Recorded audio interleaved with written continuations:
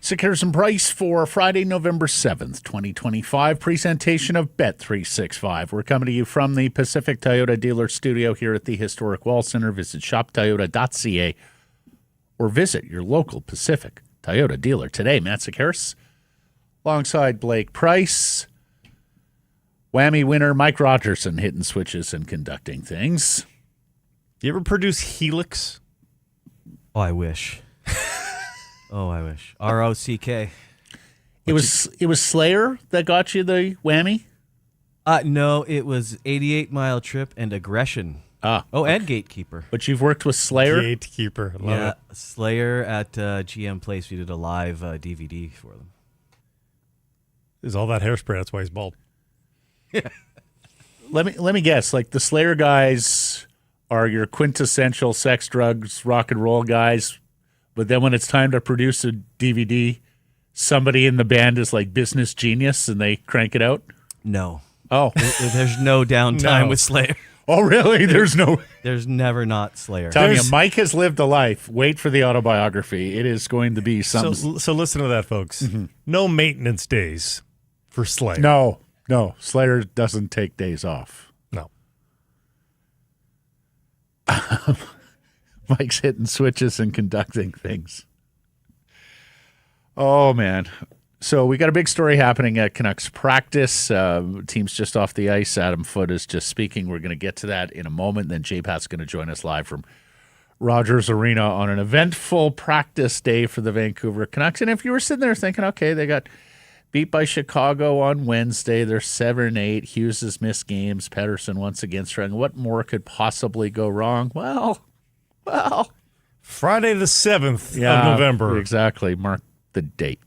Start with the Redwoods Golf Course poll question. Does trading for older centers, St. Louis's Brayden Schenn, Nashville's Ryan O'Reilly, both 34 years old, does that make sense for the Canucks? You can vote yes, you can vote no. Do so at the Sekeres and Price X and YouTube channels. We are asking, of course, because, well, the Vancouver Canucks have a Grand Canyon-sized hole at center ice. Infinitely predictable. In fact, their president of hockey operations, Jim Rutherford, did just that last April, but management didn't address the problem, and they watched Filipino leave early this season with another concussion. Teddy Bluger's been hurt as well. Now, he was skating this week. Don't think he skated today, though. Yeah, and we're worried if Bluger has had another setback. They brought in Lucas Reichel from Chicago. He's not a center. He's struggled mightily, or hasn't produced in that spot. And, of course, we've been told that the Canucks the hunt continues here. So St. Louis is off to a wretched start. Nashville, not a lot better either. Of course, Nashville was one of the worst teams in the National Hockey League last season. We'll start with O'Reilly, just because. Like, when I saw this typed out last night, I thought it was a farce. Like, I thought it was someone poking fun of the Predators and Ryan O'Reilly. To be clear, we like it when players are transparent and they take accountability, but there's no need to be so mean to yourself. Well, he was dishonest with himself. He was. Like, he just didn't sell himself a little bit short. He sold himself way short. This guy's been a terrific hockey player. He's had an outstanding NHL look at the quote career. But look at the number one center, for myself, number one center, turn the puck over everywhere, can't make a 6-foot pass to save my life. He goes on, I've had one good year in my career. No, he's actually had a number. I was like, okay, how exaggerated is that statement? It's very exaggerated. Yeah. Like, he won a cup, for heaven's sakes, with St. Louis as their primary center. And he's really been a 59 to 77 point guy throughout his career. When you can bank on getting 60 to 75 points out of your center, like, it's a really good career. Like he's a 9-time 20-goal scorer in the league. Yeah, I've had one good year. Again, I like accountability, but that's a bit much. Yeah, a lot much. And even last year, I think he had 55 points last year, something to that effect. So yeah. So, we'd heard the Canucks had been poking around Steven Stamkos. O'Reilly has no trade protection either. No. He's got 2 years left. Well, this year and one more at $4.5. They're both captains, too, in our question, too. Well, he's an assistant. Is he assistant? He's Okay. our alternate. Yeah. And then there's Brayden Schenn with the St. Louis Blues. And this is via Frank Saravelli, who says that general manager of the Blues, Doug Armstrong, who is, of course, the general manager for the Canadian Olympic team, and more on them later in the program, he's making the rounds right now, and he has let teams know that he is already, quote, open for business. And Saravelli says, keep an eye on Captain Brayden Schenn. He does have a 15-team no-trade clause that kicked in this summer, or reduced from a no-move this summer. And more on the Blues, who have been they beat the Canucks once. The Canucks beat them. They're 5-8-2. They're 2 points better than Calgary, second from the bottom in the Western Conference.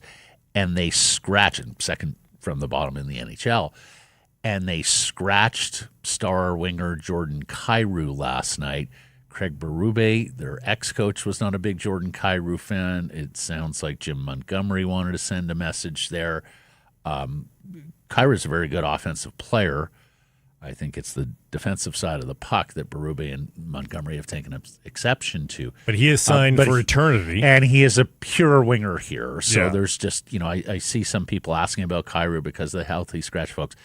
I have a hard time seeing the Vancouver Canucks spending the sort of assets they would have to spend to land Jordan Kyrou when you've got this cavern at center. Now, if you want to talk a change of scenery deal with Elias Paterson, that is an interesting matter. But, of course, then you would be further weakening your center ice position. And Petey has even more money due to him and has greater struggles than Kyrou when he does play, at least in terms of the last couple of years.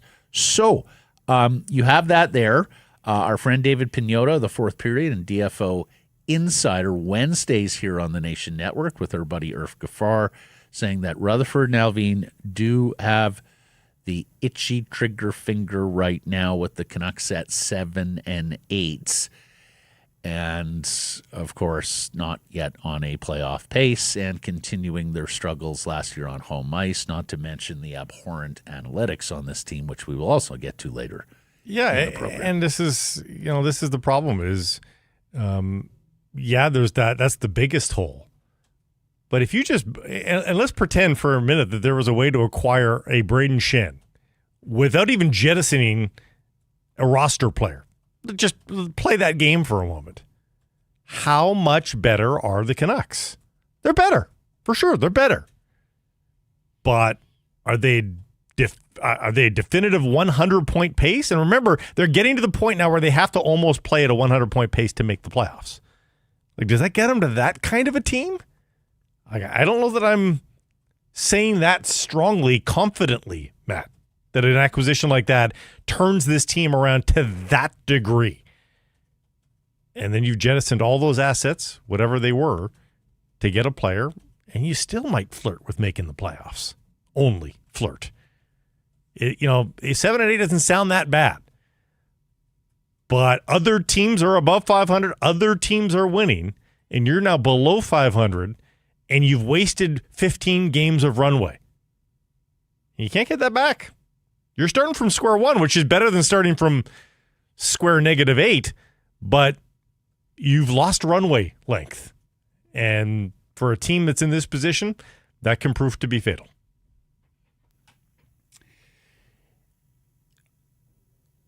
We've had a lot of glass half full, half empty discussion this week. Mm-hmm. The one thing that I think it's worth reminding ourselves with the Canucks is that the whole league is kind of mediocre this year. We've been talking about that as well. It's been a theme through. Do you think it'll be a lower number to make the playoffs this year? I said at the beginning of the year, Blake, I thought it would be a lower number to make the playoffs. Well, last year was very high. Also because teams had gotten fat and happy on Chicago and San Jose. Like the Canucks did not drop a single point to Chicago or San Jose last year, and they were not the only team in the Western Conference to do that. So I think San Jose and Chicago being so absolutely wretched, not to mention like Nashville wasn't very good, Anaheim's not very good. I think the floor has come up a bit in the Western Conference, so I think you're going to see a greater dispersion of points.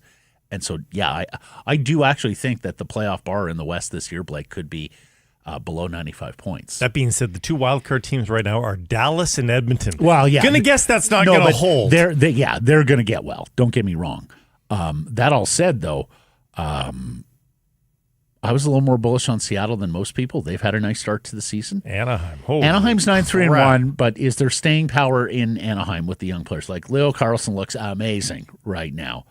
But I do want to see about the staying power of Anaheim. I think Utah has staying power because that's a team that's being driven by guys who are a little deeper into their NHL careers, are more They're used entering to prime 82 years games. now. Exactly, prime year guys. Although we'll see about goaltending. Look, Colorado, Winnipeg are good clubs. Vegas a good club. I think we all know that. But we got to remind ourselves the Canucks are 2 points out of the playoffs here. They got 3 teams to jump. They've played more games than they've played more games. They have they have games in hand on nobody above the bar. Everybody has games in hand or the same number of games as the Canucks. But the sky isn't falling here, okay? And especially with the number of, you've played more road games than home games. For a team that you theoretically, that should be an advantage. They've been so wretched at Rogers Arena, but theoretically, that should be an advantage. The sky is not falling if you believe this team is grossly underachieving. They might be underachieving, but I don't think it's grossly. Like, they're going to have to be a lot better than they are right now. Are they capable of being a lot better? I don't know. Yeah, well, Hughes and Paterson have not been good this year. Let's face it. No. I mean, not by Quinn's high standard, right? Like we talk Quinn, we talk a standard of best defenseman in the world. So by that standard, he hasn't been good this year. And of course, there's PD as well. So, yeah, I mean, I do think there's a world where they're a much better team than what they've shown through 15 games. And if they get great goaltending, Matthew, and we're going to get to that in a moment. Oh, boy, he's serious when he calls me Matthew. It's kind of like when mom or dad calls you Matthew. We have to have a serious conversation. Family discussion. Now. We're going to have a family discussion You're being here. called by your full first name. Yeah. I voted yes on the poll because here's why. So long as a rebuild remains something that this ownership group will not allow, then saving this season and creating a pathway to keeping Quinn Hughes is paramount. And I think you need a center to make that happen. And you need a center of a certain order. And while Schenn and O'Reilly's age is certainly a concern, their contracts aren't crazy. Crazy. They're both good players. God, we know how we feel about Luke Schenn, and I think Luke is sort of a bigger, more gregarious personality than Brayden. Yeah, a little bit. Yeah. But by the same token, I think Brayden's leadership could be really, really useful here. Mm-hmm. Brayden Schenn has 2 more years at $6.5 million on his contract after this one. We mentioned the 15-team no-trade list. He doesn't turn 35 until the summer, so he'll play the remainder of this year at 34. And look, he's not the player he used to be. He's never really been a super high point producer, but he was 50 points last year, Blake. Mm-hmm. And he plays 82. He's 3 years in a row here, having played all 82. He's been as high as 70 in his career. He's probably not getting there, but if he can get you between 50 or 60, he's got 6 and 15 this year. That daunts a little bit too, but of course maybe that takes the acquisition price down a little. He plays in every situation. He does. Face-off guy, all that sort of stuff, right? So, no, he's a quality character NHL player. And you probably just at face value choose him over Ryan O'Reilly, but Ryan O'Reilly's got 1 less year on the contract, so a little less risky in that regard, and it's also a cheaper AAV as it currently sits. I think I would prefer O'Reilly. Really? Well, because of those things? the second additional year for Schenn after this one is the one that's a little daunting. At almost $2 million more. So, I agree. This year and next, not terribly concerned about either player, but if that second year for Schenn. And look, acquisition cost has to come into the equation here as well. 100%. Like if Nashville's asking Sun move and Stars, and Armstrong really is motivated to be open for business and move the player on more quickly, then that's the thing. I think you have a further complication here, Blake, in that Doug Armstrong is solid as the Blues general manager. He's kicking up to president next year as Paul Stastny's taken over as GM, right? Whereas Barry Trotz is a little bit embattled as a general manager. I think ownership there in Nashville, we talked about this with Jeff Merrick last week, maybe looking at this going like, okay, well, if you fire Andrew Burnett, you're going behind the bench, man. Like, you're a proven coach. You're not a proven general manager like Armstrong. So if you don't want to delete from the NHL roster, I think the Blues, because of what you talked about, might be a little bit more interested in something future-y. Yes. Yeah. And Blues have a pretty good stable of prospects right now. Some of them are filtering into the NHL already. Nashville does. It's the same thing, but Nashville needs winning more urgently, I think. Yeah. Yeah. I'll buy what you're selling here. Okay. We'll deal within the real bounds of this organization, the Canucks organization, which is to say they will not rebuild. So you can scream that as loud as you want, listeners and viewers. We know this owner won't do it. Okay. So I'll say yes. Our friends at the Redwoods Golf Course, well, if you've got a custom corporate event coming up, you're looking for a location, a destination, this is what they do. They can take care of your group. They can even build in some golf lessons with their PGA of Canada teaching professional, Craig. We've done some work with him. It's outstanding. They've got the heated covered range there, the practice bunker.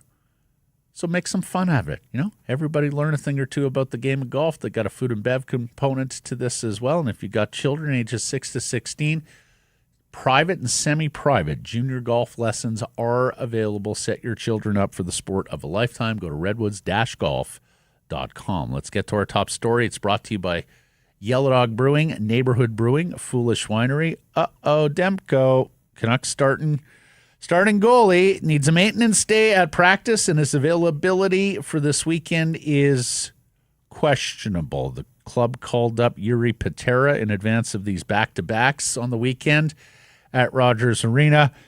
Demko missing practice today after not making Wednesday's start against Chicago. Excuse me. Sky not falling here either, as reports surface that this could have been scheduled before the season. We always have to present this with a grain of salt with Thatcher Demko because the club has, it's just not been honest on injury reporting to begin with. And, of course, Demko is a special case even within all of that. Here's Irf Gaffar. A couple of tweets from RinkWide's Irf Gaffar here that shed light. The first one sounds like it's just part of a maintenance plan with Demko. They play back-to-backs this weekend, and good to have Patera there. Demko doesn't need to be on the ice every day. We'll see where it goes. Completely fine, except for they had a practice goalie on the ice, like a staffer. Jiri Patera did not make the practice. If it was part of the plan, they would have known all this ahead of time. They would have had Jiri Patera. Also, the fact... And then, Irf follows up. The decision plan was made with Demko before the season started. As much as he wants to play and be on the ice all the time, it's more important to the team to have him healthy later this season. So if we're parsing, and J-Pat's going to join us here in a moment to perhaps fill in some gaps, but if we're parsing, was it a plan? Sure. Was it supposed to be activated this weekend? Well, it doesn't sound like it if Patera wasn't here. Do we have the Adam Foote? Okay, let's hear from Adam Foote, and then I'll have my say. It's not a story, but I'll explain it to you. I'll give you an example. You play a long time. It's not Thatcher, but say you have a back surgery, and early in your career, if you get a chance to play a long time, in your last 7 years, 5 years, the latter half of your career, there's times where you can feel something else, like compensation, right? So, you might have to have a maintenance day or some time to work on something. So that's it. That's all. So, and he's such a great leader that he doesn't want to ever miss a day. And, even his teammates in the summer in the leadership meetings are like, one thing we always talked about was, Demmer, you got to know when to go and take care of you in a certain situation. And he's doing what we asked him to do. And I like that. Is he an option for this weekend then? He may be. We'll see. We'll see. Like, we're going to go with this thing as we wake up every morning, right? And that's just the way I approach things anyway as a person. Okay, so there's clarity there. Basically what Adam Foote is saying is they said before the season that when you need to take the maintenance days off, you got to let us know, and we'll deal with that accordingly. So that is the part that was planned before the season. This weekend was not planned before the season, as per the Jiri Patera call-up not being at practice, right, that sort of thing. He's missed all action since the 3rd of November. He's already not played a game for 4 days. This was not part of a pre-made plan. So thankfully that was clarified there from Adam Foote. He has clearly found something, felt something. He said that it's a compensation something, and they're going to let him iron that out. Demko, of course, has been splendid this season. He allowed 4 goals in his last start, but that was the season high. He's back to Vezina candidate form. Otherwise, 257 goals against average, 911 save percentage, and of the Canucks' holy trinity, Demko, Hughes, and Paterson, he has been the shining star, the wisest of the 3 wise men. Is Jeff ready to go, Mike? Let's bring Pat's ready. Okay, let's bring in Jeff Paterson, our Canucks reporter, the host of RinkWide Vancouver from Rogers Arena. He joins us live after a busy and newsy morning. Did Blake get it right, Jeff? Was the part of the plan maintenance days for Demko, just not exactly this urgently today? Yeah, I think you guys covered it pretty well there, that it feels to me like Demko was feeling something coming on, maybe where Adam Foote talked about him compensating. He used his own experience as the back surgery, and he was clear that this is not what we're going down with Demko, but he was just drawing on personal experience. But I think there's a couple of important pieces, and Blake, you hit on the one, that he didn't play the other night. He has not played since the Nashville game. That was Monday. This is Friday. And I think the other piece of the equation here is Thursday was a full team day off. Like, if a guy takes a maintenance day after a game, you think, okay, something last night, maybe more wear and tear than expected. Thursday was a full team day off. So this is now 2 full days off for Thatcher Demko, heading into another stretch of 3 and 4, and not just 3 and 4, but the big boys in the NHL are calling on this Vancouver Hockey Club. I think there was a world in which Kevin Lankinen was always going to get the Columbus game on Saturday to give Demko an opportunity, an extra day rest to face Colorado, and then be ready again to go against Winnipeg on Tuesday. Now, all of that is completely thrown into flux here, and you heard Adam Foote when I followed up and said, is he an option for this weekend? And he said, we'll see. We'll take it day by day. So they had to get Jiri Patera here. He was in Colorado with the Abbotsford Canucks.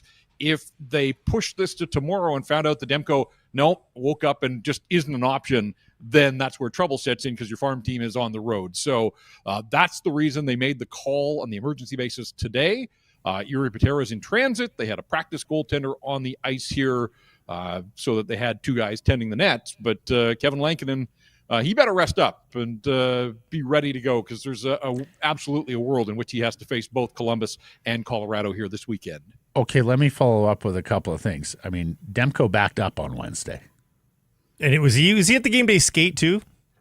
Yep. Yeah. Okay. Yeah. Yep. So they felt good enough about him Wednesday, at least, for him to back up. Yeah. Secondly, this was the first opportunity for him to get on the ice, because they traveled on Tuesday, stayed in Nashville and traveled, Jeff, if I'm not mistaken. Correct. Then game day, then yesterday's off day, and then Friday. Okay. Let me ask you this. Is the fact that they called up Patera and not Tolopilo a sign that they're not too concerned about this? Because Tolopilo's injured, I believe. Oh, is Tolopilo injured too, Jeff? He was. I'm not sure where we were having this debate amongst the media crew here. He got injured in a game making a spectacular save. It may have been the home opener night the banner went up, and left that game, and I don't believe he has played since. So I don't know the extent there, but I think this is Jiri Patera is a guy with 8 games of NHL experience, and in fact, beyond Demko and Lankinen, he's got the most NHL games on his resume of anybody else in the organization. It was 1 year ago yesterday that his season ended in Abbotsford when he had a season-ending injury, and so 1 year plus 1 day. Now he's getting the call. This is why they signed him last year, was to be insurance, to be a tweener. And with the struggles of Artur Silovs last year at the NHL level, you wonder if it would have been as simple as giving Patera an opportunity, but he just wasn't an option then. So he basically missed all of last year. But was an afterthought through training camp and didn't play a preseason game for the Canucks, was among the early send-downs. And so you kind of wondered where he fit into everything. They've been rolling with 4 goaltenders out in Abbotsford. They eventually sent Koskinen-Vuo down to Kalamazoo, but they still have 3 goalies. And Patera has played out in Abbotsford, and we'll see. I can't imagine that it's in the cards that he gets a start here this weekend. But if this turns into something more, they may have to. They may have no choice but to turn to Jiri Patera.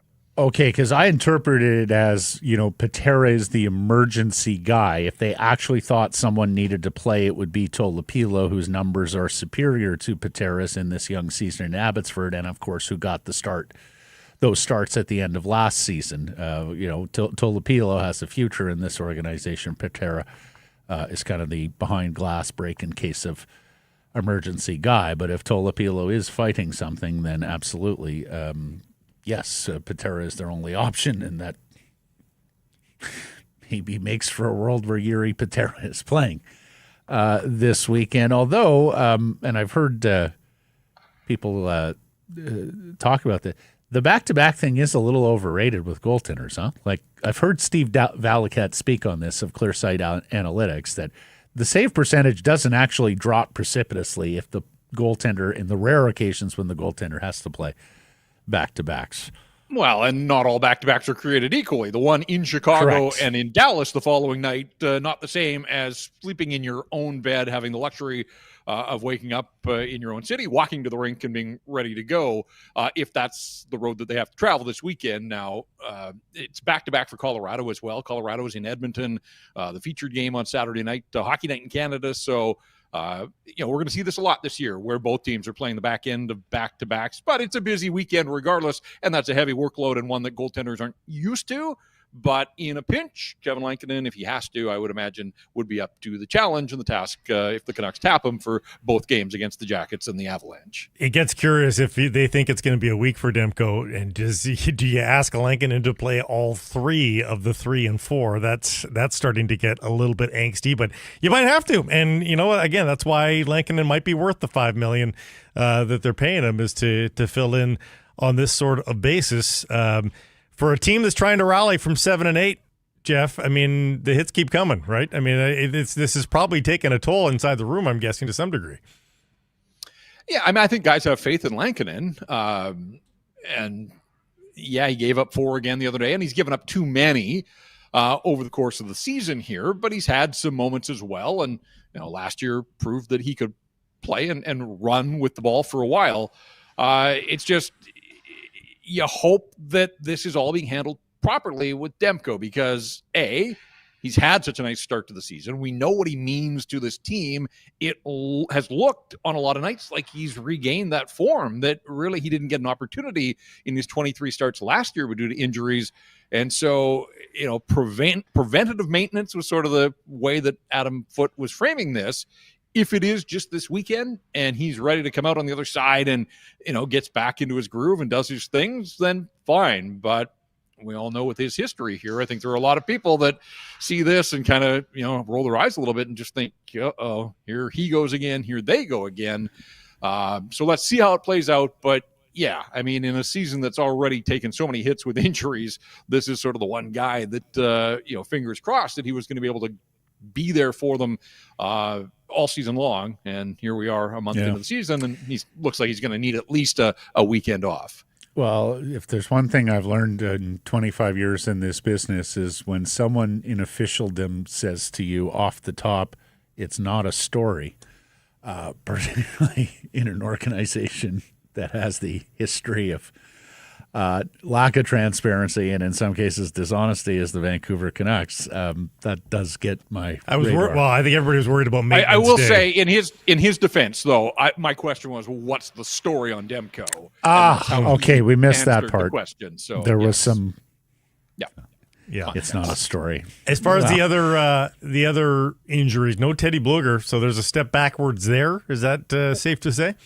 Well, you say that, and if I could tilt my laptop camera, which I won't because it may not get back to a reasonable position, Teddy Bluger and Jonathan Lekkerimäki are on the ice behind me, on their own with a skills coach in non-contact jerseys.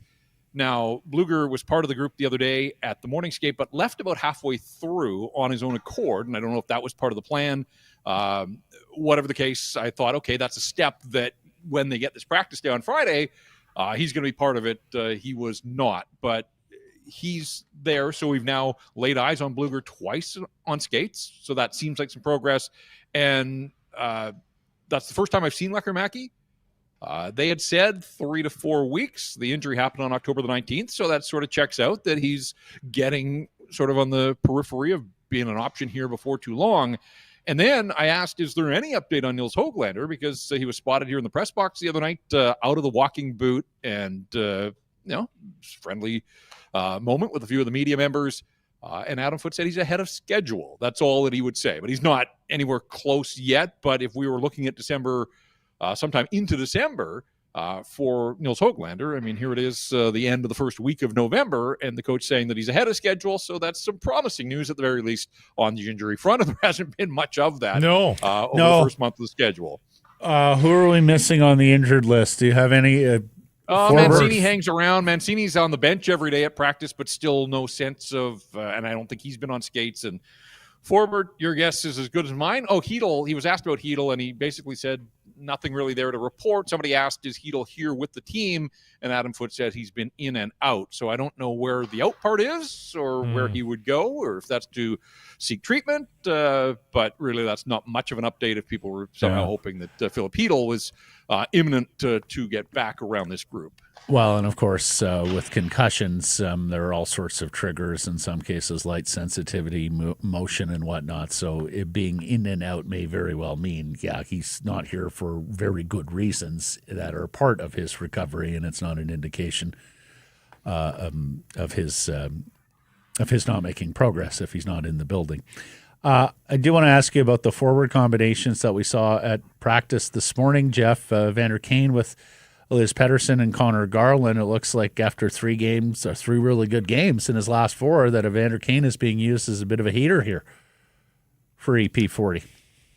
Yeah, I mean, I think, and we can get there eventually, but to me, the bigger one is down on the third line. Brock Boeser is not only there, but on the left side. So, and then it becomes moving the deck chairs around a little bit. And Evander Kane with his 10 shots the other night and back-to-back games with goals. He's feeling it right now. So we know that Paterson and Garland have had some chemistry throughout the season. It wasn't EP40's best night the other night, but Garland back in the lineup. So, I'm not surprised to see that trio is together. Drew O'Connor, I guess this is an indication of the coach seeing a guy that's been busting it here of late and had the goal overturned the other night, but had a nice road trip, scored a couple of times in Minnesota there. The effort's always been there with O'Connor. It's just a lack of finish. Now, Drew O'Connor in your top 6 on a really good hockey club, that's not sure. I'm not sure that that's, in the best interests of a true contender, but we know that the Canucks aren't. And Lucas Reichel, I talked to him after practice today, trying to remain positive, put on a sort of happy face as we talked about the lack of production and just adjusting to life in a new city 2 weeks after the trade. And so you've got O'Connor, who's actually playing reasonably well and starting to produce. And then you got Reichel and DeBrusk, both of whom they just need a whole lot more from both of those guys. So it's a little bit of a mixed bag there. And then, is that message sending to Brock Boeser? I think this is the second line, though, Jeff. I think this is the second line. I think in deployment, this is going to be the second line. That's how they rolled, numerically through the line rushes. Gotcha. But I hear you. And when you got your 9-goal scorer and a 6-goal scorer, Boeser's got 6 goals in 12 games. It's a 40-goal pace. He did only have 1 shot among the 45 that the Canucks had the other night against Chicago. So a little bit of an uncharacteristically quiet night for Brock, but other people were shooting and so we'll see, but I was surprised. Sherwood looked to me like a guy that had some versatility to slide over and play the left side, where Boeser has been a right winger through and through throughout his career. But again, once you get into the offensive zone, you can kind of throw the positions out the window a little bit there. So there's a 9-goal scorer and a 6-goal scorer on that line. Yeah. You're right, Blake. Just statistically, you could probably make the argument that might be your top line or your most dangerous line. Ratu's on a bit of a heater too. And honestly, shooting, if he is on the left side and the offense, shooting on your offhand is not the worst thing, right? Oftentimes that's an easier shot to put in the back of the net. Okay, Jeff. Just lastly, we're going to get to these stats here in a second, but Quinn Hughes is rocking a career high in expected goals for per 60. He is rocking a career low in goals for per 60, not to mention a career low in terms of individual point percentage. He is not getting points when the Canucks are scoring goals when he is on the ice. A word or two about the captain here, what you've seen from him, what you hope to see from him this weekend and going forward, because it seems like this team is crying out for Quinn Hughes to be dominant Norris Trophy winner, and we haven't seen that this season. Yeah, and look, he wasn't very good defensively the other night. In that third period, Tyler Myers struggled mightily, but so did Quinn, and a little bit too much puck watching there, and that's not something that he's generally associated with. But I thought he came back and looked pretty good in Nashville after missing the 4 games. He seemed to have his burst, and some of the spins and the things that we're accustomed to seeing from him. Didn't see much of that from him on Monday night or Wednesday night, I guess it was, against Chicago. So there has to be some internal concern. I would think Quinn's his own harshest critic. He knows that he's nowhere close to the best version of himself right now. But this team can't wait a whole lot longer. You're right. They don't have many options. And so when you look at ways that they can improve, he is one of them. And 2 ends of the ice. Generally, he defends so well by spending his shifts in the offensive end and not having to worry about defending. But even the opening goal in Nashville the other night where he jumped up into the neutral zone and was a beat late and then didn't love the back check there as he sort of sauntered into his own zone. So I would expect that, if it is just sort of a moment for him right now, that if he's not dealing with anything, that he's fully healthy as he got back from the groin issue, he'll figure it out. But we're all still waiting to have a night here where you leave the rink and hands down best player on the ice. And look, this is as surface level as it gets, but if you go to ESPN's Vancouver Canucks page, they have game by game, who was the goaltender, and then they call it top performer. We're 15 games in, Quinn's missed 4 of them, but he has not been a top performer. And I think it's, and when I say surface level, it's just, goals and assists basically. But it's kind of jarring to look at a Canucks game log and 11 games he's played, and he hasn't been considered the top performer once. And they're not wrong. They're just not wrong. And so, we've seen some of the body language stuff. The other night was at a loss to sort of explain what happened in that third period. He just doesn't look himself right now, and that is mildly concerning, just given the massive big picture around him and the hockey club. But he is a pro through and through. And so I trust that he will get it sorted out, but this conversation can't continue. We can't do this next Friday asking what's wrong with Quinn Hughes or where is Quinn Hughes. They need this guy ASAP. And here they go again with 3 and 4 and then cross-continent travel and another 3 and 4. I was surprised to hear Adam Foote lean into the fatigue post-game the other night. And there may be an element of it, but guess what? This schedule is unrelenting this year. And if fatigue's an issue in game 15, these next 6 take them back down to the southeast and time zones, and it's just going to keep on being an issue, and it will be for everybody. So they got to figure it out. They can't rely on that. And he's nursing something too. And he's nursing something too, right? Everybody's complaining about nagging this, nagging that. It's not going to go away when you play 6 games in 9 days. Well, but honestly, guys, fatigue, it's November 7th. You're 15 games in. And if fatigue is such a problem, why is Quinn playing 26-46 a night? Ronick playing 24-41 a night? No, anyway, Ducks don't seem to be fatigued. Yeah, no, these exactly. days. Yeah. Okay, Jeff, busy weekend. Who's in with you Saturday, Sunday here on RinkWide? Yeah, I got Patrick Johnson, who's sitting here in press row with me, writing his story as we speak. He'll be my Saturday co-host, Irf, working a rare Sunday, but it is the Avalanche, so I got Irf coming back on Sunday night, and the CBJ team can be sneaky. They got their lunch fed to them in Calgary, so they're not going to be happy. That was the same sort of situation with the Rangers a week ago, and they came in and got the result they were looking for. Columbus has some top-end skill, and it's funny, and just something to keep an eye on as the game goes on Saturday night. Blue Jackets have 11 goals from their defensemen already this year. No other team in the league has more than 8. So it's not just Zach Werenski. He's got 4, I think, but they get a ton from the back end. And I know that was part of Adam Foote's grand plan when he had a healthy team. He wanted to generate more from the back end. The Vancouver Canucks have 2 goals from defensemen. One's an empty netter from Quinn in Dallas, his only goal of the season. Tyler Myers, the only defenseman with a goal in the run of play for the Vancouver Canucks to this point. So just something to keep an eye on. And then always an event when Nathan McKinnon and Cale Makar and the rest of the Colorado Avalanche come to town. So looking forward to that on Sunday. And then Winnipeg will wrap up the homestand on Tuesday. Am I misremembering, or did the Canucks sweep the Avalanche last year, Jeff? I think they swept them. I think Sherwood was great in a couple of those games as well. He had a hat trick last year. I remember that game before Christmas. Right. They gave away a point. December 16th, they beat Colorado 3-1, and then they beat them a couple of other times as well. And they scored 5 and 6 goals against Columbus last year in the 2 meetings. The last one was in defeat, 7-6. That was the crazy one. In the shootouts, Jeff. We could only hope to have that game tomorrow night, a sleepy Saturday night at Rogers Arena. Thanks for this, buddy. Have a good weekend. Thank you, sir. Have a good show. All right, guys. Talk to you on Monday. Yeah, that's Jeff Paterson. He covers the Canucks for us. Yeah, he does. Let's talk about Yellow Dog. Maybe the Canucks need some of these new tricks. New Tricks Hazy IPA, one of the fresh hop beers for the season. Bursting with vibrant mosaic hops. You love to get mosaic hops in there. Rounded out with hints of Simcoe and Citra. Also, podium hops for me. Mosaic, Simcoe, and Citra. Have to be. Layers of juicy, resinous goodness. Check it out from Yellow Dog.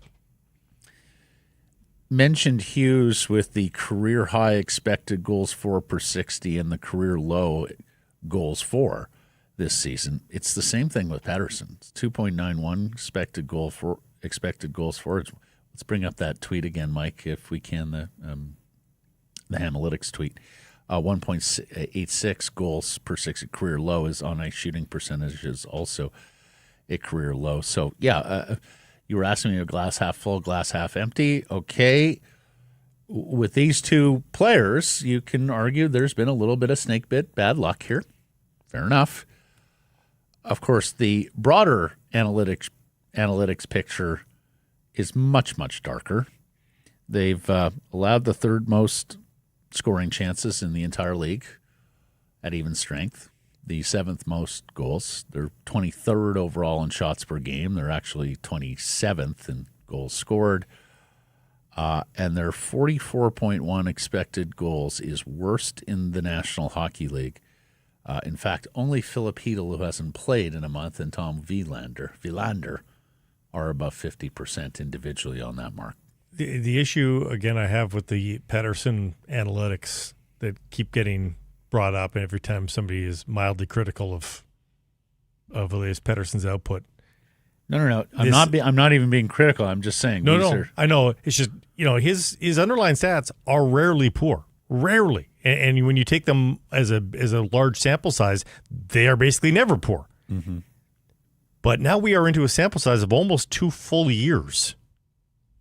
And so where just the basic points goals have been poor. Right. So underlying stats are there to tell you, hey, if you keep doing X, you're probably going to get payout from this player eventually. Mm-hmm. But what if there isn't? And that's sort of the enigma that is Elias Pettersson is, despite all the stats that would lead you to believe that good times are soon to come, the good times haven't come. Mm-hmm. Well, let's get into more. It's time now for Crave the Stats, brought to you by Uber Eats. And Philip Roenick features in today's Crave the Stats. Blake, his raw minutes. we talk about the minutes per game of Quinn Hughes. You would have guessed, hey, if he's pulling down 27 a game, he must be here. Well, he's missed a few games, so he's in arrears to his stablemate, Philip Roenick, leading the league in time on ice raw at 370 minutes. That may not account for the Calgary game last night with Weaker. Correct. Yes, this was done yesterday. Rasmus Anderson, but yes, going into last night's play. And he's a guy we don't talk about. But, if he continues to be a league leader, we just talked about wear and tear and fatigue. If Philip Roenick's not used to being the league leader in minutes played, you do wonder if chickens come home to roost there, too. It could be a worry. Well, we don't talk about him much, and of course, he doesn't talk at all to us. No. Here's something else, Blake. Just mentioned the average ice times. Hughes, 26:46. That's most in the league. Yeah. That's most in the league by 38 seconds per game. Philip Roenick is 11th at 24:41. Now, call me crazy, but I thought the Vancouver Canucks had a deep enough defense core that they didn't have to saddle their top pair with these sorts of minutes. And really, the second pair, Marcus Paterson and Tyler Myers, they're right in line at 20:42 and 21:06. So their top four all averaging over 20 minutes. That's a lot. Villander, 14:42. EPD, 14:12. And when Forbert, Joseph, and Mancini have been in there, it's even fewer minutes than that. I would have liked to think the third pair could roll out a little bit more regularly. Well, especially if they're running a veteran and a kid on each of those pairings now. You'd think you could trust them just a little bit more. Uber Eats enabling fans to maximize their fandom all season long with exclusive game day deals on the app. All the more reason to get your Uber Eats app going. And, of course, it's not just for things you eat. You can get your paper plates and napkins and all that sort of stuff as well. Before, during, after the game, Uber Eats has got you covered. And when they're playing at home, go check out the exclusive game day deals. Paper plates. Good tune. Paper planes? Is it planes or plates? That old ditty from like 15 years ago? It's paper planes. Swagger like us? Yeah. Oh, it's planes? Yeah. Oh. Put myself on ease. And, With the female singer? yes. Yeah, The paper, British one? Yeah, paper planes. Oh, okay. Mm. Got me thinking of that ditty, though. Okay. On to happier times with teams that are more accustomed to winning. Oh, no. Canada's Olympic team. Okay, they haven't won the last 2 gold medals because the best on best hasn't been there. But when the best on best is there, baby, you know who generally emerges on the top step with the gold medals singing their anthem. And usually resplendently looking when they do so. The Team Canada men's ice hockey Olympic jerseys are out for the 2026 Milano Cortina Games in Italy. And, okay, for those of you on podcast, we'll just describe here. There's a base red one with a big black maple leaf. There's a base black one with a black maple leaf with red trimming. Thin red trimming. Yes. Thin red trimming and red bars on the sleeves. And then there's a white one with your traditional red maple leaf with the same red. Which is totally fine. So here's the thing. I really like the white one. I wish the red jersey had a white maple leaf. That's kind of been the thing over the years. And then the black maple leaf on the black jersey. Guys, it's going to get lost from distance. No one is going to see the maple leaf. Now, there are some that are just upset. I saw Jay Janauer of Global tweet. They're just upset with the idea of a black maple leaf to begin with. It's a little sacrilege. And honestly, I hear that a little bit, not necessarily because, patriotism, how dare you turn our maple leaf black. No, not that. It's just, a lot of countries have busy flags or have, a lot going on their flag. Really, the maple leaf is the only feature on the Canadian flag. It's red. It stands to reason for me it should be red more often than not. If you're going to wear the red sweater, then make it white. The only other color in the Canadian flag, like a lot of countries do actually have 3 colors in their flag. We have 2. They're close, Matt. I honestly think they're close, and certainly, like in nature, of course, a black leaf is something's gone wrong with that leaf. Probably has a fungus. So, I don't love the black leaf either. Blake used to work at a garden store. Yeah, is kind of an amateur gardener, so we can give you something for the black leaves with those things. Yeah, a black leaf is like irregular. Yeah. Put some lime on that. Maybe. But we did find some that are very close to what they did. I said they were close. They're this close. Look at the jersey nerds. Justin Broly here. Those are beautiful. Yeah. Like, this is the red sweater with a white maple leaf and a black outline. This is a white sweater with a red maple leaf with a black outline. And this is a black sweater with a red maple leaf with a white outline, and they all look beautiful. They didn't change the leaves. They just altered what color they were. Uh-huh. I like them all in this case.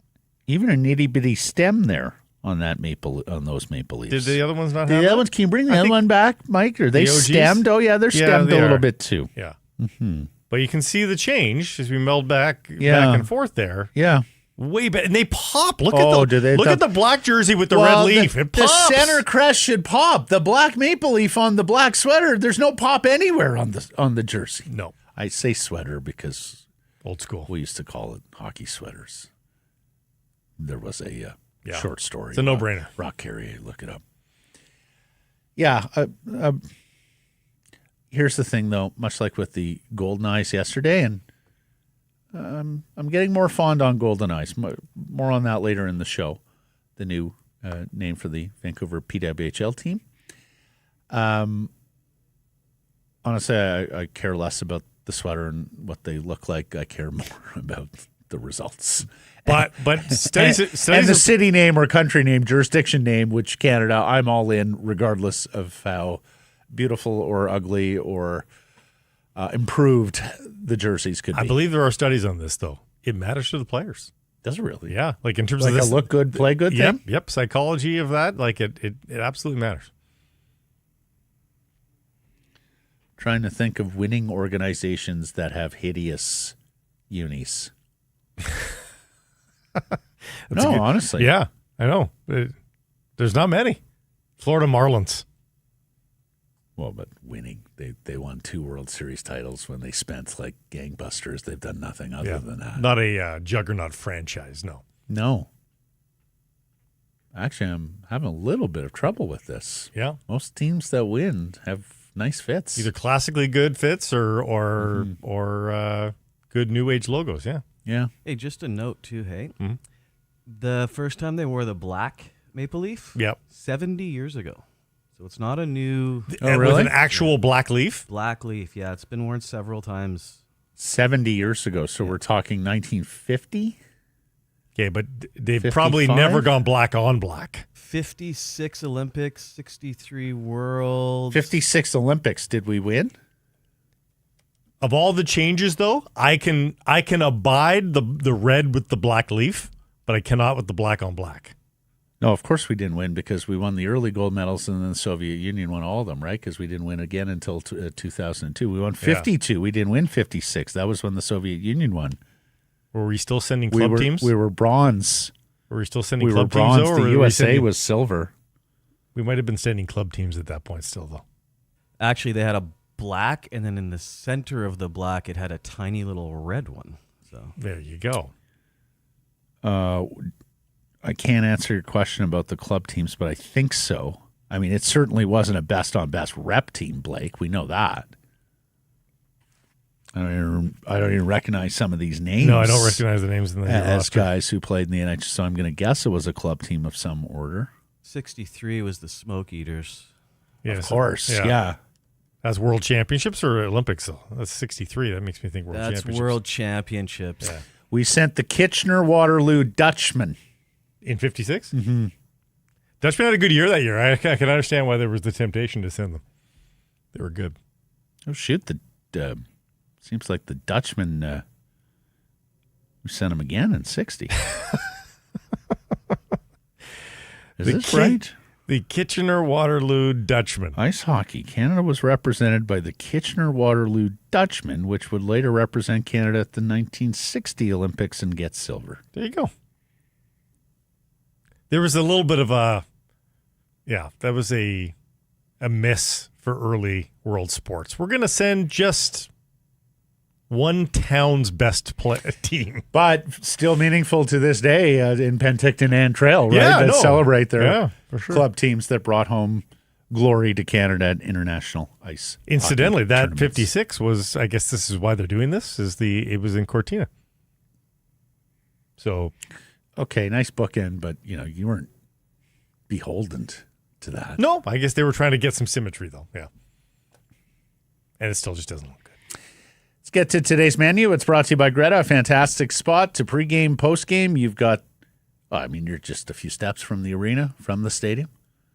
Fantastic spot to watch the games. Plus, you can play the arcade.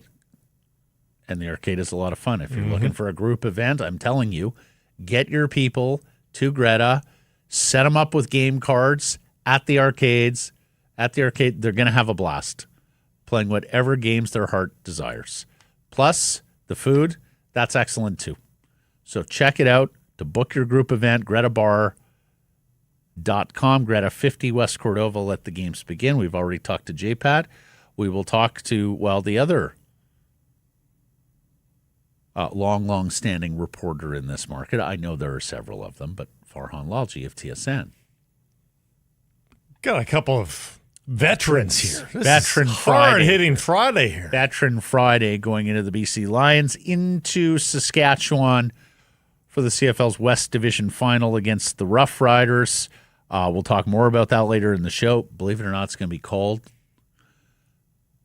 We'll get into the lineup changes. There's a shit ton for Saskatchewan. There's like none for BC. Also on to soccer. Don Garber, MLS commissioner, is here. More international duty call-ups. More feels about the Toronto Blue Jays and their season, but some news because their management team met the media yesterday and gave you a clue or two about where they're heading into this offseason. Plus, a Canadian Guinness World Record holder sets another record last night. All of that. Didn't even have to play well. Well, just had to step foot into the arena. Yeah. Well, between the lines. All that's coming up on today's program. Let's get to our Bet365 bets of the day. I took a future yesterday, Blake, because I was on the CFL game. So you go ahead and fire. I'm going to take a look at the Calgary Flames, who had the big emotional game with Nazem Kadri. What?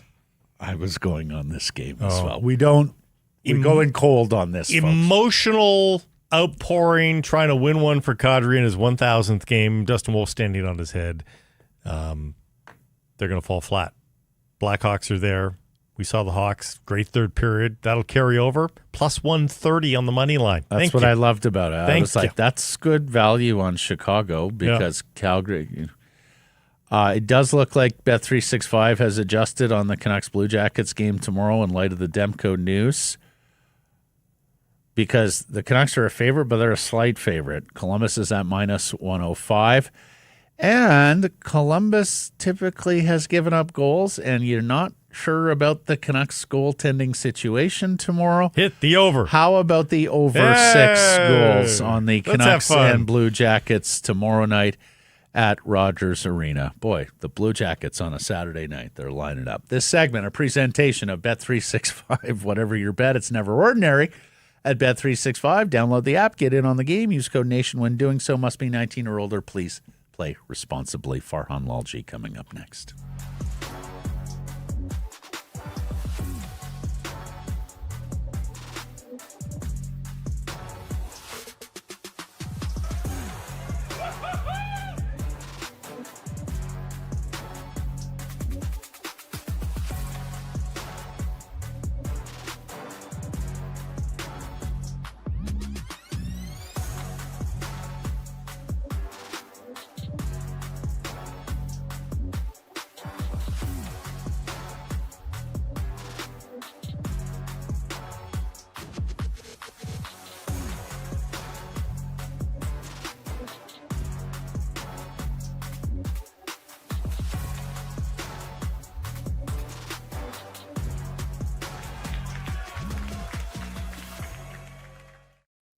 Sick Harrison Price from the Historic Wall Center. This segment brought to you by your Toyota Pacific dealers, or your Pacific Toyota dealers.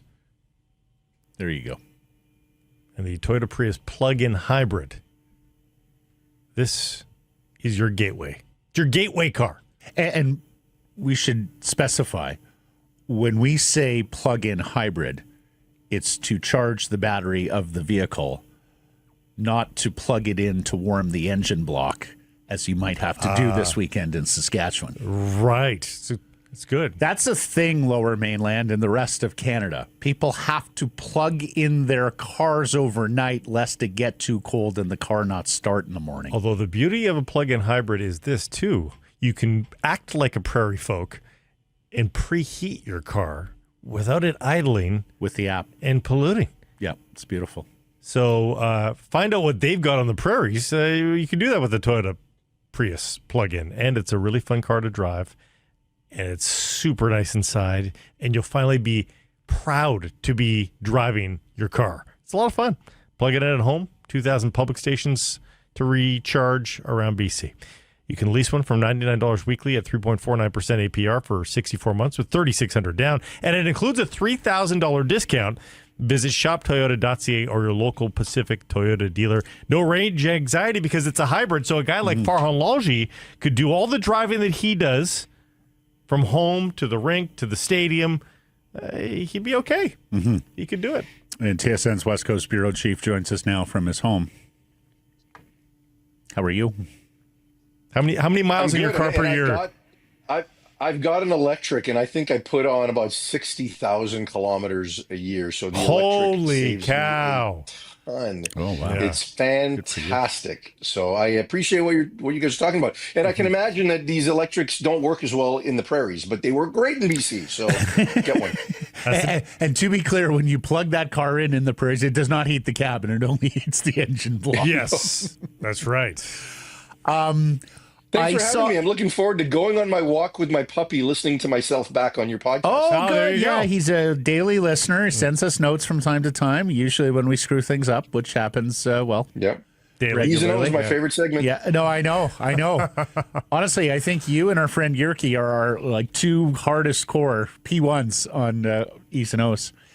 I saw your report earlier in the week from Lions practice, and I said, I'll be damned, he's right. For everything that this offense accomplished this year, Farhan, and like a CFL record in terms of yards per play and all the points, and Nathan Rourke and Keon Hatcher and Butler, these haven't exactly been their Mona Lisas the last two times out in Saskatchewan in the playoff game against Calgary. Like, are you genuinely concerned about the Lions offense, or do you just think these were a couple of slower games for them heading into the West Final tomorrow? Well, I'm a little bit concerned, right? Look, at the end of the day, I really am always impressed with Nathan Rourke's ability to figure things out, right? And not get frustrated and not let things get into his own head and early struggles manifest. And we've seen that in games, whether it was even late in the regular season. That Edmonton game, the first half didn't look great. They came back in the second half and looked great. And you look at even Toronto a couple weeks before that at home, the same types of things. And I've also seen in practice certain things that they are doing where you could tell they're trying to be heavier and they're trying to play a prairie brand of football. And I think all of those things will get there. There are some holes in the middle of that offensive line, especially at the right guard spot and, a couple of others that could be better. So it's going to be really incumbent on Buck Pierce to move the pocket a little bit more like we saw in the second half last week. So all of that, I think we're going to get the best of them, but we're going to have to get the best of them because they do need to evolve as a group because it hasn't been as aesthetically pleasing and free-flowing as it was in the middle or in the early stages of that 7-game win streak. I made the assertion that they needed to get punched in the mouth a little bit, though, too, and be scared because they had won so many games in a row, and a lot of them so convincingly, too, Farhan, that and they led for a lot of that game versus Calgary. That late surge there put the fear of God in the offense in particular, and look at those two big plays that Nathan Rourke comes up with. So, maybe that worked out for them, and I don't think you give yourself time to bleed in a West Final, right? And not that you would in the semifinal necessarily, but they got off to a decent start in the first half, had a first half lead. Maybe the smelling salt has been consumed here, and they'll take that to heart. Yeah, I mean, it would have to, because when you look at that game against Calgary, BC lost 2 of the 3 phases, right? Calgary's offense and defense was better than BC's. BC's special teams is why they won, right? Long return early sets up a field goal. BC didn't get a first down after that. BC gets the fumble, sets up a field goal. They didn't get a first down after that, and then the kick return touchdown. So 13 points directly with 0 offensive contribution in a 33-30 victory. So yeah, that should be a wake-up call, right? Because Saskatchewan's defense is probably a little bit better, right? And they're now healthier. So I think they needed that. Yeah, they probably needed a bit of a dose of reality. And a loss that wasn't a loss, right? Yeah. Well, yeah, and you could see what Calgary was doing. They were basically, like in all the RPO game, they were making BC give, right? They wanted the run read. And so then they were beating their heads up against a brick wall trying to run with the run read. And when Nathan pulled it out, it was cover everything short. We'll take our chances deep and we'll hit everything short. So, there is a strategy on how to play these guys, and it's been readily apparent, and it's hit them in the face. So Saskatchewan, the early stages of that game are going to matter. That early first play touchdown when they were in Saskatchewan to Aiden Eberhardt, the 65-yarder, like they need that kind of start because, I asked the question earlier this week to these guys, what's more difficult, weather or crowd? Because it's going to be sold out there. And, and they're both important, but it's so important that BC start fast so that the crowd can't get involved. And BC, to your point, Blake, can have a little bit more self-belief in their offense right now. James Butler is nicked. And look, we love James Butler. He's had a fantastic season. We've had him here in studio in the past. But, man, do Blake and I love when Xander Horvath touches the football. And Regina in sub-zero temperatures, like I cannot think of a game that's more suited for Xander Horvath, that absolute bull in a china shop coming downhill. Yeah, and we've seen that in practice too, right? So, and some of that is a result of load management and practice on Butler, but it also feels like it's setting up for these conditions, to your point. So I think we will see more of them. It just is going to come down to how desperate Buck is to run. And we assume that's what has to happen. But does it, right? Like, because there's other ways to control first down, right? You can get the ball into space and still find ways. And, the one thing with Butler last week is that he couldn't leak yards. And you've seen with him before that a 2-yard gain, he can fall forward and twist and turn and make it a 4-yard gain. Yep. And Horvath has that ability too. So what you don't want is to run the ball and have it go for less than 2 yards. You have to be able to fight and leak yards, and we'll see if they can do that, because AJ Ouellette's going to do that on the other side, right? Like you have to gang tackle him, or he's going to turn a 2-yard gain into a 5-yard gain every single time. So Butler couldn't do that in the last game. He's a little more healthy going into this week, so we'll see if he can. And like I said, I'm curious to see just how desperate Buck Pierce is going to be to demand he can run, even if it looks like it's not there. I also love the fact of I also love the idea of the fresher legs of Horvath at this time of year when you've got a number of guys. I mean, Saskatchewan brought 3 guys into the secondary, who rested last week, so they got some bumps and bruises as well. We talked to Rourke about this a few weeks ago, and he said it wasn't conscious, but Nathan Rourke as runner 2, I think is an idea I'm wholly behind. At this time of year in these conditions, the quarterback being able to make plays with his feet and gain some yards on scrambles, I think, is going to be important and is an additional weapon for them. You like that idea? Totally. I mean, it's that time of year, right? Like you can't save him and try to protect him anymore. You just have to go. And whether that's just, designed runs on sprint outs, everybody views kind of RPOs as fake quick and throw quick, but he might have to attack the edge a little bit more and make that the run pass option part of it. So I couldn't agree more. And he's got that ability. I mean, Robert Carter said he pulls away from DBs. So he can certainly change the math for Saskatchewan's defense. And I think they're prepared to deal with that, but I think you'll see a much more aggressive Nathan Rourke this week. What about the defense? The pressure will be on as well. And as much as we want to focus, or fans often want to focus on the offense, what do you make of this defense and its ability to rise to the occasion after, a tale of 2 seasons here, really, within 1 year? I think what Mike Benavides has done with this group has been fantastic. You know, he's been able to minimize his coverage and create a level of simplicity that Mike's not known for, because his big thing is to be multiple. So I think he's done some good things. They've become a better tackling unit so that they don't bleed as many yards. You know, certain players have really stepped up, right? I mean, the additions they've made along their defensive line has really helped them. So the thing with Saskatchewan is they're so deep and balanced everywhere, right? Like looking at it yesterday, I was surprised to see that they've got 9 guys that have caught at least 15 balls and wow. 7 guys that have caught at least 30, right? So that's been the depth that they've been able to withstand a lot of injuries. So they've got so many weapons out there that they can get the ball to. So can you cover them all? Trevor Harris knows before every snap where he's going with the ball. He's going to use his eyes to take defenders away, but he always knew he was going there. And he gets the ball out incredibly quickly. So people are going to be frustrated that there's no pass rush, but so much of that is system and Mark Mueller and Trevor Harris getting the ball out quick. So they're going to have to, and Trevor's an underneath passer, right? He doesn't go deep a lot. So they're going to have to take their chances and almost steal what Calgary did against BC and defend against all that underneath stuff, because otherwise it's just going to be death by 1,000 cuts, right? So is Matthew Betts eliminated then as a factor, if that's the case? Yeah, don't expect Matthew Betts to get a lot of sacks. Now, is there a way for them to get Trevor to hang on to the ball a little bit longer, right?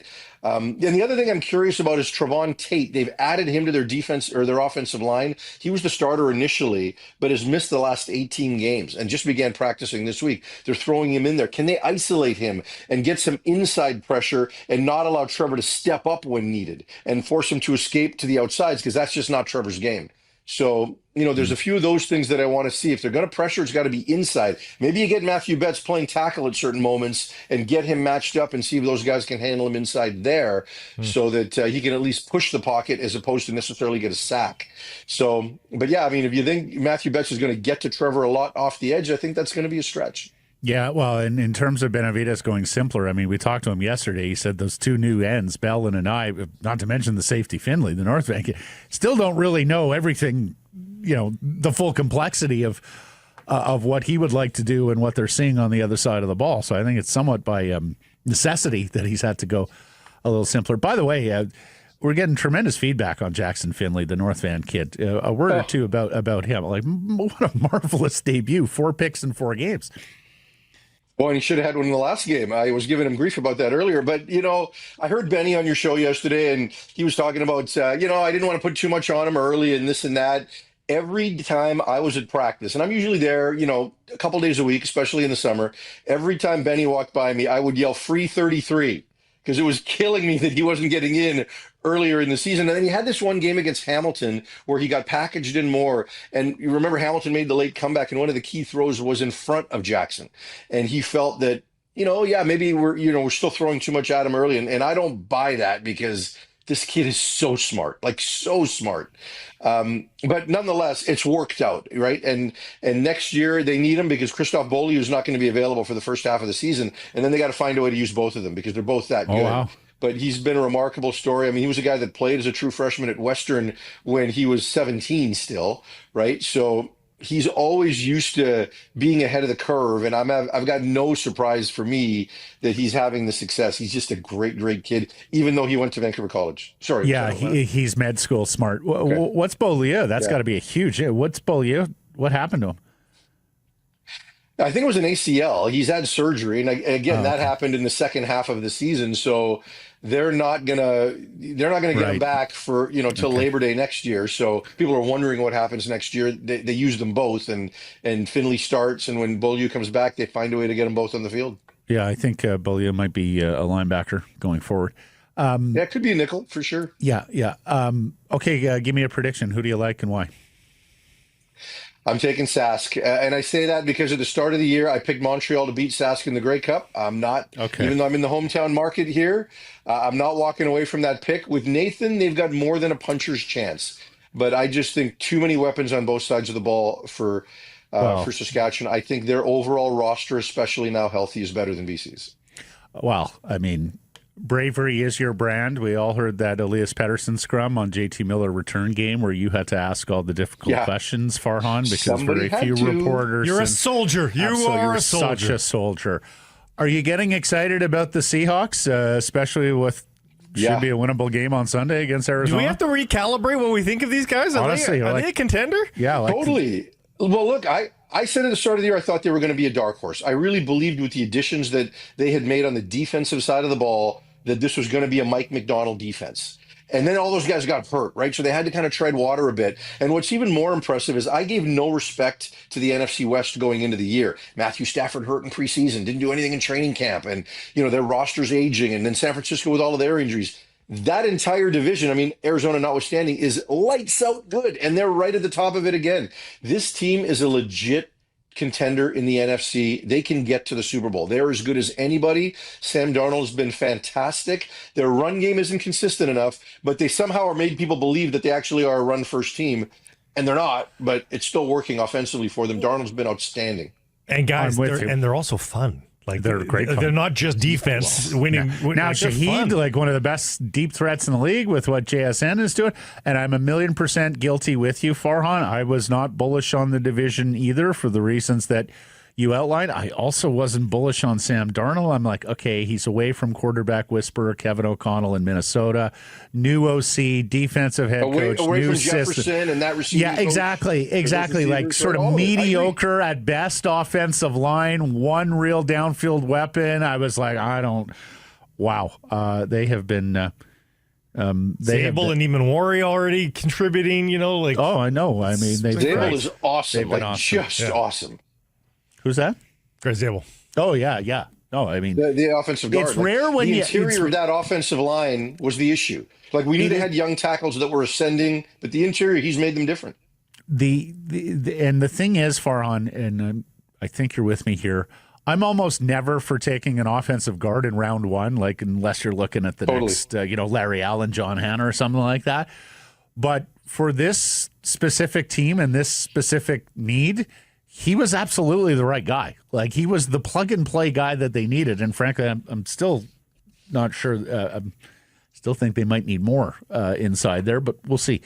Lastly, how are you enjoying Vancouver Canucks hockey this season? Just throwing red meat in front of them. My billable offense. If only people could hear what we talked about off camera. I think that, look, you got to give Adam Foote a level of credit for how he's managed to tread water given the struggles around this team, right? And we all had questions. If you would have told me that there would have been a game below 500 or a game above 500 at this time of year with a healthy lineup, I probably would have said, yeah, I buy it. So the fact that he's been able to get them to this point without this is remarkable. And, we're hearing a lot of conversation in the marketplace about the R word, right? Rebuild in the last couple of days, different media members and fan reaction. It's just never going to happen, right? It's a canard. It's not going to happen. There's no sense talking about it until this ownership group shows that it is willing to even consider that. Like it hasn't even been willing to consider that over the years. So no. Yeah. And they won't. So you have to kind of grade them based on what they're telling you and what's before you. And given that Adam's a first-year head coach and the injuries that he's had, you got to give him some credit. As the guys get healthier coming back, we'll see what it looks like. Let's ask you a variation of our poll question. Do you expect the Canucks to land an older patchwork center? Right now, O'Reilly and Schenn are sort of the bells of the ball in that category. Is that the kind of thing you're expecting out of the Canucks to avoid the rebuild? Yeah, I think that's who they are. I think that's in the organizational DNA, and they'll overpay to get that guy. We'll see when it happens, because it should have happened this offseason. But if their internal reports are that Heedle's not going to get back, anytime soon, and even if he is, you've got to worry. Like, you've seen it firsthand what happens when you built your team around that as the number 2C, right? Yeah. So I think they'll probably feel a level of desperation to go out and make a move like that. Ain't no trade like a trade out of desperation, Farhan, as you well know. That's how all the best organizations work around. Bravo, buddy. Thank you. You're the best. Thank you. Yeah, happy listening. I hope you don't find any E's or O's in this block. Let us know, though. I'm sure you will. Please do.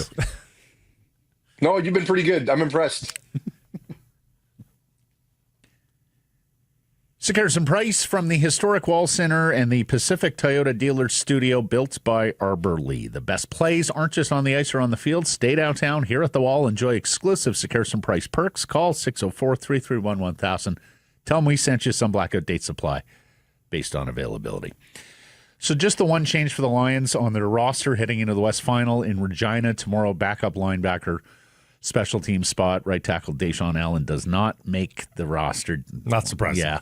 Running back James Butler, questionable. You'd be a little more shook on that. The third leading rusher in the CFL of Xander Horvath didn't show what he's capable of doing late in the season. Riders make 12 changes, get 7 starters back after resting guys for that meaningless regular season finale. 3 starters in the secondary, 3 starting receivers, an offensive lineman. The name to know here is Roland Milligan, their halfback. The reigning CFL Defensive Player of the Year, 1,000-yard receiver Dante Myers back. They've listed their other 1,000-yard receiver, Keyshawn Johnson, as questionable. I understand politicians like to attach themselves to sports, particularly when the local team is winning and the fans are feeling good about it. Saskatchewan Premier Scott Moe has declared tomorrow Green and White Day across his province. Premier Moe, are you new here? Every Riders home game day for a century has been Green or White Day. Blake, you worked in Saskatoon. Did you ever have a Riders game day where you went, boy, they could use more green and white around here? Matt, the flag is green. It's got yellow too, though. The schools are green. Like literally all the schools are green. Alas, the grass is never green because there is no grass, or it's covered with snow. Or it's burnt out in the summer. That's right. The grass is yellow. Everything about the province is green. You don't need to declare it. But I understand the performative nature of politics. That's where we're at these days. In fact, don't they have a town, Yellowgrass, Saskatchewan? Yes, they do. Yeah. Just calling spades spades at that point. I believe it was Dutchy that used to call it the pickle. The province. Premier Eby, we're declaring it rain day in Vancouver. Yeah. So the Regina forecast tomorrow calls for, actually today and overnight calls for 3 or 4 centimeters of snow. So, the dusting. Remember, it's prairie snow, so it's light. It just fluffs away. Yeah, mostly sunny and clear by kickoff. A high of -6, a low of -13. Oh, yeah. For November. Winds actually dying down as the day goes along. So in the 17 to 20 kilometer per hour range. That's not insignificant, though. That's not insignificant, but that is actually pretty tame by Yeah. Saskatchewan standards. I used to always go down on the field before a game at the old Taylor Field and talk to the kickers because it was a wind environment unlike any other wind environment, the old stadium. If the high is -6, middle at halftime, that's -9. Temperature will be sinking as the proceedings go along. Remember, Saskatchewan, are they an hour or 2 hours ahead of us at this time here? Depends. Yeah, I don't know. East Final in Hamilton is sold out, meaning if we get a last push here in Saskatchewan and they do get 34,000 into Mosaic, sellouts, that'd be good. The CFL will have sold out all 3 of its marquee games. Grey Cup's already sold out as well. There were less than 1,000 tickets remaining yesterday for the West Final. NFL, where the Broncos beat the Raiders 10-7. When? Last night, Thursday Night Football, one of the most desultory games of the NFL calendar. And Blake, and it seems like we say this every year about a Thursday Night Football game. It's almost like players don't recover in 4 days. I forgot about the game. I went onto an app last night, and I was like, there's 2.5 minutes remaining. Oh, this is Thursday night, all right. I was like, should I turn over and watch the end? And I saw the score, and I'm like, I don't even know what this game has looked like, but at 10-7 with 2 minutes left, I'm like, I don't want to see this ending. Couldn't. We got home from dinner. I saw it in the fourth quarter. I saw the score. I'm like, what? No. Yeah. On principle. On principle, yeah. I'm not giving you my business. 13 3-and-outs. 15 punts, 3 picks, 2 missed field goals, a blocked punt, 8 sacks. More than half the Raiders' drives did not go further than 2 yards. Holy shit. That is a terrible football. There are games, there are CFL games certainly, but there are NFL games too that periodically get to half without a punt. And this one had 15. Oh, the 3-down fan is crowing about this game. Yeah. Especially coming off a good weekend, and if tomorrow's games are good. Here's the other thing, Blake. We both love him dearly, but I think this will be one and done for Pete Carroll and the Raiders. Yeah, it could be. MLS Commissioner Don Garber in Vancouver today for a media roundtable to meet with business leaders and, of course, Vancouver Whitecaps FC. Hart Johal of the Daily Hive spoke to Ann Kang, the BC Minister of Tourism, Arts, Culture, and Sport today, or yesterday, who told her, quote, "We want to keep the Whitecaps here. The Vancouver Whitecaps are a community pride for all of us. I've been a strong supporter of them for a long time." I mean, this run, the longer that it can go, especially, but even God forbid it ended in their next game in a couple weeks, it's proof for both parties. For Don Garber, oh God, we're not letting a team leave when we can get multiple games in a season of over 50,000. We're going to leave that market, and then conversely for the business leaders, to that quote, there's a community here. There's a lot of people that care about this team. Yeah.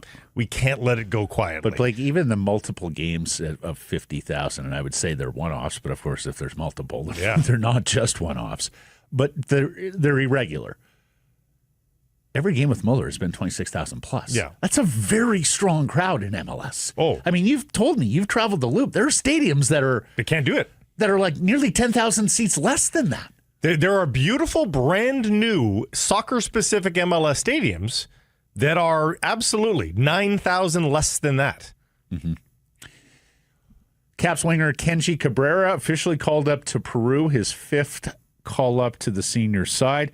And best of luck to the UBC Thunderbirds women's soccer team, winners over Guelph at Nationals in Hamilton in the quarters. They face Laval today in the semis. That's a rematch of last year's national title game. They're looking for a 3rd straight national championship. Good luck, ladies. Men's soccer, at UBC.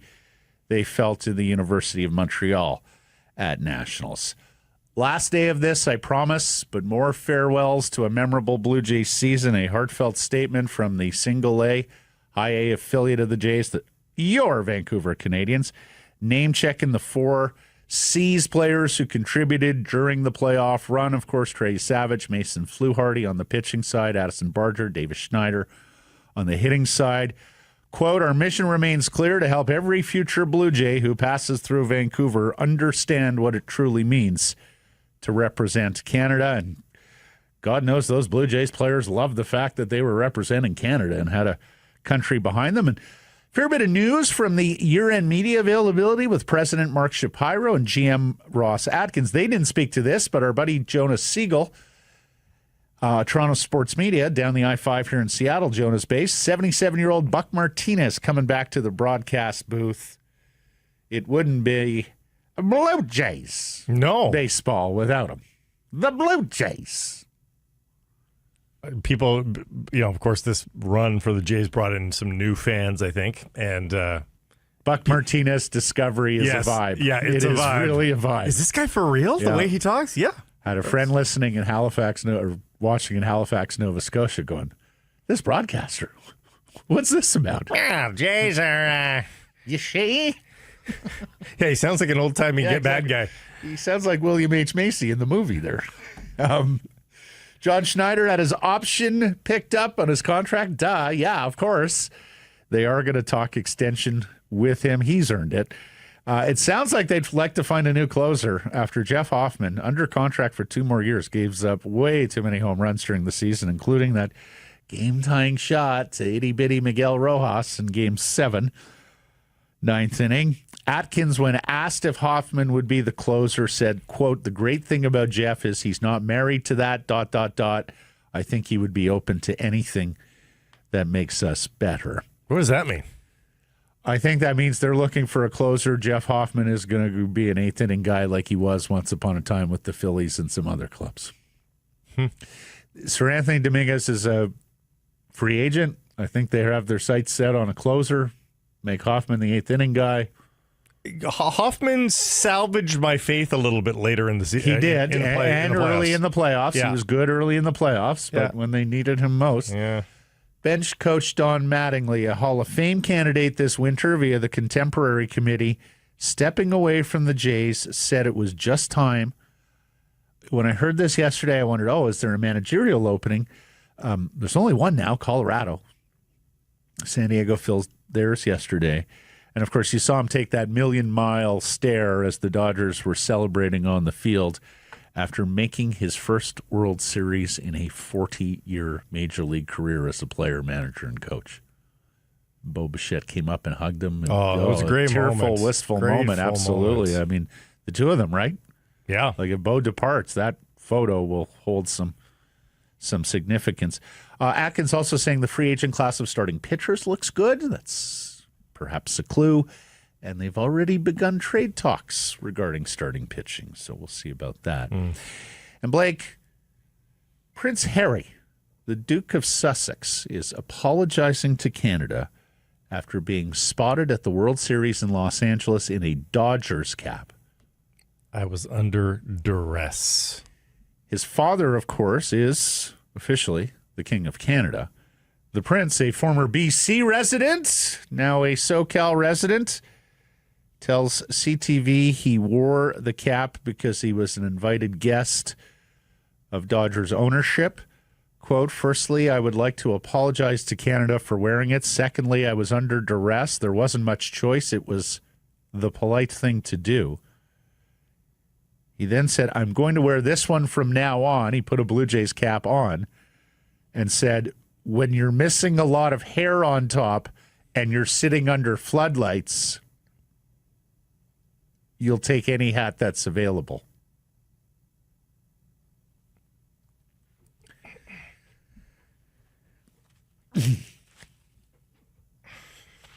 I know the feeling. For those of you on audio, you're missing the bit here. A Canadian Guinness World Record holder sets another record last night. 7'9". I am not misspeaking here. 7'9". Olivier Rioux from Quebec made his first appearance for the Florida Gators last night to huge applause from the home crowd. The crowd was baying for this as the Gators were blowing out an itty-bitty opponent. He becomes the tallest player ever in NCAA basketball. If he makes the NBA, he would be the tallest NBA player as well, eclipsing 7'7" Manute Bol and 7'7" George Murison by a couple of inches. He is already the Guinness Book of World Record holder for the tallest teenage male in human history. And he has become an internet meme as he walked around campus last year, red-shirted with the basketball team, meaning he practiced, did not play. Believe it or not, Blake, mobility and nimbleness do not come naturally when you're 7'9", so he was working on that. I don't think he's Wembanyama athletic. Oh, he is not close to Victor. No. In terms of fluidity or anything like that. He might be a little bit closer to Sean Bradley mobility. I'm not even sure he's Sean Bradley mobility. I think you're talking Murison and Bol here. He is so tall that when Florida won the national championship last year, he did not require a ladder to cut down the nets. His standing reach is above the rim. Like he just put a pair of scissors in his hand. He reached up and cut down his portion of the net. In an NBA world that is sort of redefining how they're going to play the game going forward, because the game has become very predictable. If they can somehow return to a post-up world, he could become a useful player. I mean, at the very least, he should be a rim protector. Like if he can even move just 7 feet laterally and a few feet up to the key, like that should be enough to. Be a defensive presence. Goaltend. Legal goaltend. What do you mean I got that ball in the cylinder? I am in the cylinder. But he should be able to grab any ball before it starts coming down. One would think. Blake, imagine. You're 7'2", and you're giving away 7 inches to this guy. Like 7'2" is a really big center in the NBA. Yes. But you think about some of the things that worked in years gone by. The skyhook of Kareem. the fadeaway of Kobe. All of those were predicated on the ability to pop the ball over probably the tallest people in the game. Like Kobe baseline fadeaway, he didn't have to fade it over a guy whose hands would be, how high is the hand in the air at that point? 10 feet? Oh, it's more than taste. Again, his standing reach is more than 10 feet. Yeah, so 10 and a half feet. Let me see if I look that up for you quickly. So if that player then jumps, of course, if that player's got the ability to jump even a foot and a half, Kobe's fadeaway then has to be, have a vertex of 13 feet or something. It's 10 feet exactly. Yeah. That's what they're saying. His standing reach is 7'10" wingspan. So his arms are a little longer than your typical 7'9" guy. Yeah, exactly. Crazy. And lastly, here a super chat from audience member Chris, and we tell you we'll read your super chats so long as they're appropriate. And Chris making his donation to the BC Mental Health Foundation. Thanks for that, Chris. He says, Matt, are McLaren favoring Lando Norris over Oscar Piastri? And will this hand Max Verstappen the driver's title? A little F1 question here. I think so, Chris. You've seen what they've done with the strategy. Norris has been the guy. He's now 1 point ahead of Oscar, who's led the championship for most of the year. Max 36 back, so that's a long ways to go still with 4 races left if they finish in the points, the McLaren drivers. But if either of them were to not finish a race, that could be interesting. 4 races remaining, including this weekend in Brazil. If I can weigh in, I think the car that's fastest will probably win. He loves that gag. Press the pedal and then, I think. Blake, how did you feel about Jacques Villeneuve as the Lou Marsh Canadian Athlete of the Year? I thought the Renault was fabulous. It was the Williams. Everybody knows that. Results of the Redwoods Golf Course. Wasn't it Williams Renault back then? Oh, the Renault might have been the engine manufacturer, but the team name was Williams. Yes. And then there became a Renault team. I think it was Williams Renault, though. At that point. No, there was definitely Williams Renault at one point. It was the engine supplier, the French company. Apologies. Now called Alpine.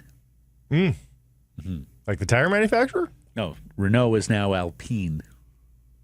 But there's Alpine tires. I wonder if it's... Well, Alpine is a very big automotive company out of France, yes. Almost bought those. But the F1 team is now Alpine. I was just buying winter tires, and I almost bought some Alpines. I approve. He's getting winter tires, everybody. Results of the Redwoods Golf Course poll question. You have to be a long-time S&P audience member to get that reference, but I don't think so. Once upon a time, there was a disagreement. About almost poker-like, yeah. I still, from time to time, when someone recognizes me or comes up, they will drop a winter tires on me. Matt, do you have a winter tire? Did you get those winter tires on? Have you made the switch? Does Blake have winter tires? I go to Whistler every weekend. Yes, I have he's winter tires. He's got winter tires now. Now. Well, I have always. No, but you spoke up. I don't want to rehash it, relitigate.